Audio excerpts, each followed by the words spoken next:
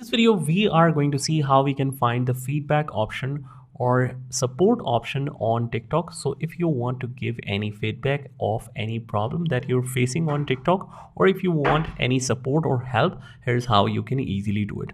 First of all, just head over to your profile on the bottom right hand corner, click on that. And from here, we click on the three lines from the top right and click on settings and privacy.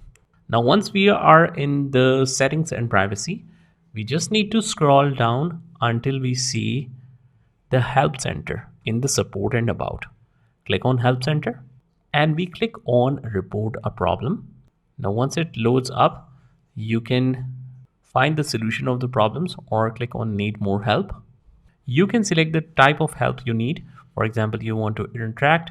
So for example, you want the interaction help with the interaction or monetization or any other help. You can choose that and it will start TikTok support. From here, you can mention that I want to live chat with some representative and you should be able to connect with that person. So that is about it. I hope you found this video helpful, and if you did, hit the like button and subscribe to our channel, and I will see you in the next one.